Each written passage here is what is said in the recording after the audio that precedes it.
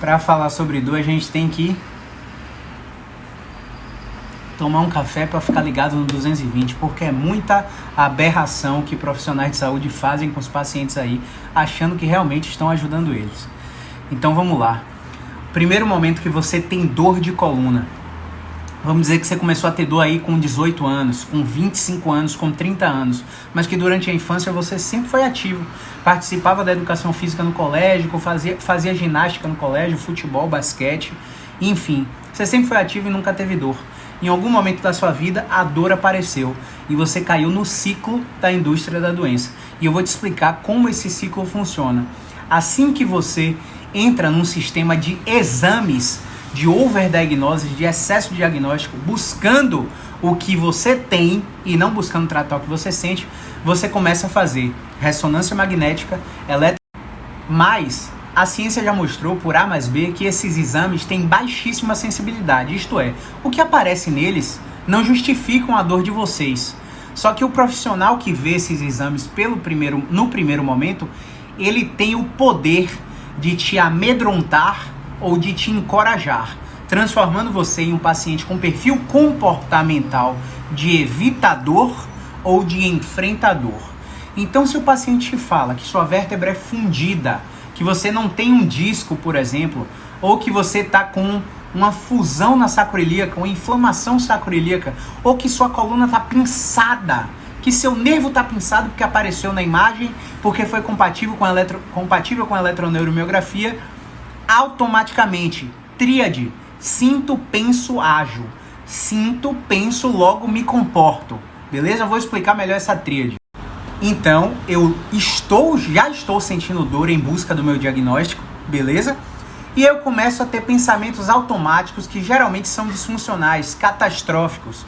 Que é que eu não estou exagerando não, eu começo a pensar, se eu tô com 30 anos e minha coluna tá assim, imagine como eu tô com 50, automático, lá no seu subconsciente, a parte do iceberg que você não tá vendo, beleza? Ah, minha coluna é frágil, se eu cair minha coluna vai quebrar, eu sinto que minha coluna tá fora do lugar, porque ela é crocante, ela fica com um farelinho, como se fosse um farelinho, fazendo zoada como se fosse um farelo, como se fosse areia, né? Então, muito paciente tem esse relato. E aí, se eu penso dessa forma, eu potencializo o meu sentir. Porque lembre, sinto, penso, ajo é uma tríade. Tudo acontece ao mesmo tempo, tudo acontece simultaneamente no seu cérebro. Eu começo a sentir mais dor, reforçado pelo meu pensamento catastrófico. Mas eu também começo a me comportar involuntariamente de uma forma inadequada. Um comportamento de evitação. É comum. Não é normal. Se você tem um entorse de tornozelo e seu tornozelo fica parecendo laranja, é comum que você tire a fase de apoio no pé, com seu pé no chão, para proteger aquele segmento. Isso é comum por 3 semanas. Passou de 3 semanas, já começa a ser um comportamento mal adaptativo de evitação. E isso é natural. Quando eu mudo a forma que eu penso, eu começo a sentir mais dor, eu me comporto de uma forma alterada, eu quero dizer que automaticamente seus músculos e suas articulações começam a entrar em um mecanismo de assincronia, em um mecanismo de lipossubstituição. E eu vou começar a te explicar o que significa isso. Quando seus músculos estão assíncronos, eu quero te dizer que, depois daquela informação recebida na sua caça pelo diagnóstico, sua musculatura do tronco começa a ficar hiperativada. Músculos que eram para estar relaxados começam a estar mais tensos. Quanto mais eu uso essa musculatura, mais eu tenho degradação, mais eu tenho acúmulo de ácido lático, fadiga precoce, cansaço, pontos gatilhos e, consequentemente, eu começo a ter mais dor por esse mecanismo.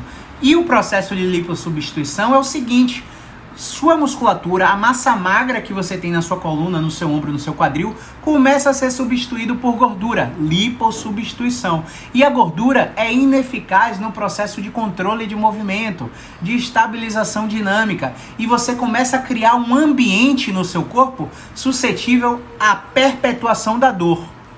E se nessa brincadeira você começou o seu tratamento através de medicação, através de infiltração, através de bloqueio, uma coisa muito simples que deveria ser resolvida por movimentação, começa a receber recursos externos para fazer analgesia, para reduzir a dor, inibindo o seu recurso interno, isto é, coloca o seu corpo num fenômeno de retroalimentação negativa. Seu cérebro começa a entender que, ele está colocando analgésico de fora, anti-inflamatório de fora, cortisol de fora, eu tenho que inibir a minha produção interna, porque eu não vou gastar energia à toa, já que ele está usando um recurso externo. E isso acontece por longa data, pacientes que já estão há 3 meses tomando medicação, há 6 meses tomando medicação, há 1 ano tomando medicação. Mais uma vez, reforçando o ciclo vicioso de perpetuação da dor. Para terminar toda essa confusão, o paciente começa a ser orientado a fazer tratamentos inespecíficos e às vezes até não científicos. Esse paciente começa a ir tratar dor no Pilates. Geralmente o Pilates não é individualizado, são 5 alunos em uma turma. Geralmente o profissional que está no Pilates não tem capacitação em tratamento da dor. Eles são preparados para lidar com indivíduos saudáveis que não têm dor, em sua maioria, não são todos, e não com indivíduos não saudáveis, indivíduos que já tiveram episódios de dor. Aí a filosofia do tratamento é ativar o core. Aí, para ajudar, para o paciente ter aquela analgesia induzida por exercícios, além do Pilates, ele começa a ir para academia. Aí chega na academia, o instrutor de educação física tome fortalecimento da coluna lombar. Então, um paciente que está precisando relaxar, parar de fazer bracing, como eu estava falando, o paciente que tem que relaxar a musculatura do abdômen por causa de todo esse fenômeno neurofisiológico que eu acabei de te explicar, ele começa a ativar mais ainda, a sobrecarregar mais ainda e a perpetuar esse ciclo. Aí ele vai na segunda opinião de um outro médico ortopedista que dá lá 30 guias de RPG. Aí o RPG vai lá colocar ele postura, rã na parede, rã no ar, rã no chão, as posturas cruzadas. O RPG começa a trabalhar mais ainda a musculatura do tronco e o paciente fica hiperativado. E esse paciente hiperativado começa a perpetuar mais ainda a dor. Tem até o alívio momentâneo durante a aplicação das técnicas, mas ele vê que na linha do tempo a oscilação da dor dele continua igual se a gente tirar uma média. E aí, o que é que vai acontecer? Começa a bater o sentimento de desesperança, porque, eu comecei a ir em vários especialistas que me recomendaram para fazer tudo isso e eu não estou melhorando. Aí o paciente começa a entrar em um ciclo de desuso, evitação e cada vez mais dor. Nessa brincadeira, respirar. Nessa brincadeira, ele começa a procurar tratamentos diferenciados. Adivinha onde ele vai parar? Acupuntura, osteopatia e quiropraxia. Reiki, barras de ácids, microfisioterapia. Pessoal, não estou julgando a técnica. Essas técnicas são super eficazes para quadros que são indicados para essas técnicas. Mas o que é que tem em comum todos esses tratamentos? Todos eles são passivos. Todos eles o paciente recebe o tratamento e não participa do tratamento. E aí ele realmente começa a pensar, meu Deus, eu já tentei de tudo e eu continuo com dor. E aí eu vou te dar um exemplo nos próximos stories de uma coisa que você pode identificar de uma forma muito simples. Através de foto, vou desenhar aqui bonitinho, que é um fator que perpetua a dor do paciente. Vamos analisar um pouquinho essa imagem. Você vê aqui as curvaturas naturais da coluna de uma pessoa em pé. Você vê uma lordose cervical, uma cifose torácica, uma lordose lombar. Essas curvaturas, elas têm uma distribuição de carga maravilhosa através dos discos. Isto é, se você dobrar o tronco para frente, se você ficar de pé e dobrar o tronco, essas curvaturas têm que ficar em cunha, como se fosse um C, beleza? Por quê? Porque há uma distribuição de carga durante o movimento. E aí quando o paciente recebe informações como essa, que eu expliquei aqui na sequência de stories, o paciente pode ficar com um padrão completamente mal adaptativo, com um recrutamento muscular protetor exacerbado, exagerado, perpetuando a dor dele. Eu vou te dar um exemplo aqui agora. Vamos clarear esse exemplo?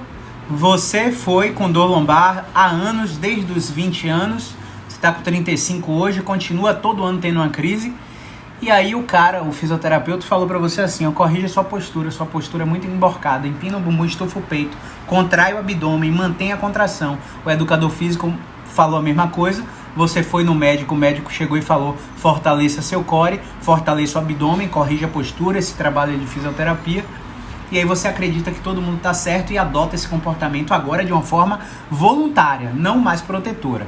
E por adotar esse comportamento, você começa a entrar no comportamento maladaptativo que eu citei. Então, vamos ver um exemplo aqui. Eu vou botar fotos cortadas sem identificar as pessoas e vou fazer o movimento. Eu vou te mostrar o movimento. Observe como é interessante esse padrão. Ao dobrar o tronco, não há reversão da curva fisiológica natural da coluna lombar. A lombar permanece retificada num padrão extensor que a gente chama de disfunção de controle. Ou seja, ela não controla mais esse movimento. Então esse movimento aí está perpetuado por informações nocivas que foram dadas a essa paciente e ela adotou esse comportamento primeiro de forma involuntária e depois de forma voluntária, e agora a flexão de tronco dela está assim. Bora ver agora um outro caso que também tem dor lombar, mas foi completamente diferente de gerenciar, porque quando eu passei essas novas informações para a paciente assimilou, não teve conflito de hierarquia, tipo, pô, todo mundo me disse uma coisa e esse físio maluco tá me dizendo o contrário, né?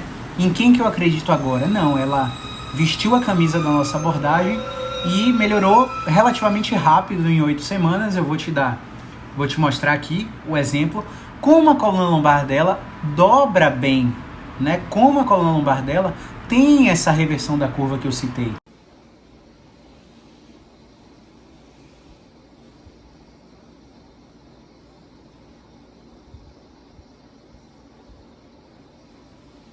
Percebe no meu caso como há uma reversão da curva? Percebe no segundo caso como há uma reversão da curva? E no primeiro caso como não há essa reversão? Então, assim, esse é um fator que a gente já olha e já bate o martelo. Ó, disfunção de controle e extensão. Superatividade dos extensores do tronco, tem que relaxar esse abdômen. Não pode fazer core, não pode fortalecer coluna com movimentos de academia. Tem que fazer um trabalho de relaxamento progressivo na musculatura do abdômen. Tem que fazer um trabalho de respiração diafragmática. Tem que colocar o paciente numa postura dita como incorreta, com o tronco relaxado, sentado, emborcado mesmo, deitado no sofá com as pernas para cima, troncho, para a coluna entender que essa curvatura tem que ser revertida. Agora, como que você espera melhorar da sua dor se tudo que você está fazendo de tratamento ou de treinamento é para ativar a musculatura, é para fortalecer a musculatura? Pessoas com dor versus pessoas sem dor, as pessoas com dor já têm a hiperatividade dessa musculatura, não precisa mais fortalecer, precisa relaxar. É o contrário de tudo que te foi ensinado na maioria esmagadora dos casos, não estou dizendo que é o seu. Então, se você acha que sua coluna está instável, tá fora do lugar, você tá com a vértebra rodada, você tá com a disfunção sindrômica energética que tá fazendo acupuntura e reiki para melhorar. Cara, é por isso que você continua nessa saga interminável buscando tratamento da dor, porque quando você vai fazer os tratamentos, e eles são científicos, não são para ser aplicados no momento da reabilitação que você tá. Por último, e não menos importante, se o profissional tem uma bagagem de RPG, ele vai tender a ver um prego para o seu martelo, que é RPG, porque é a ferramenta que ele tem. Se o profissional tem Pilates, ele vai tender a ver seu problema como se fosse um prego para o Pilates, porque é a formação que ele tem. Se o profissional é osteopata, ele vai tender a ver você como um prego para osteopatia, para quiropraxia, e para acupuntura, e por aí vai. Não quer dizer que é esse o tratamento que é específico para o seu problema. Na maioria das vezes, é fisioterapia músculo-esquelética, que é uma coisa completamente diferente do que você está fazendo. E vou te dizer, a músculo-esquelética não resolve todos os casos, não. Tem casos que a gente identifica e não são pra gente. Quando eu tinha só o RPG e eu avaliava o paciente não era para RPG, eu abria mão desse paciente. Se o profissional é um cirurgião, ele vai tender a ver um prego para um martelo de cirurgia. Porque ele aprendeu isso, ele aprendeu que dor é igual a lesão, que dor é igual a inflamação, que dor é igual a doença. Ele vai querer te operar, porque na cabeça dele ele só tem essa visão. Então identificar o quadro clínico, as classificações que o paciente apresenta, a apresentação clínica, como a dor dele se manifesta, qual o comportamento dos sintomas nas habilidades do dia a dia, fazer uma correta inspeção, um completo exame físico para descartar patologias graves, fazer uma entrevista motivacional, buscar o bright spot do paciente, o ponto no tempo que ele não tinha dor, como era a vida dele, fazer o make sense of pain, fazer com que a dor faça sentido para a situação de vida daquele paciente, é fundamental para que ele entenda e compreenda o processo de tratamento e assuma o controle da sua reabilitação. E aí, acompanhou até aqui? Fez sentido para você? Tem algum absurdo aqui no que eu falei? Fala aqui comigo na caixinha. Fala o que é que você pensa sobre todos esses insights que eu acabei de passar. Você que está sendo submetido a um tratamento da dor, você que está aplicando o tratamento da dor com alguma técnica específica, me fala a sua impressão, vamos compartilhar esse conhecimento. Se você não falar aqui na caixinha, coloca aqui embaixo dos vídeos, nos comentários. Me diga o que é que você achou, se fez sentido, se eu tô total nonsense, é absurdo total tudo isso que eu tô falando, porque realmente, vamos dizer que 10 pacientes que eu atendo no dia, 8, 9 vêm com essa percepção, com esse problema, né? E se a gente quiser resolver o problema dor nas costas, dor cervical, dor lombar, dor torácica, quadril, joelho, tornozelo, a gente tem que dar um passo atrás e olhar mais o contexto dos pacientes.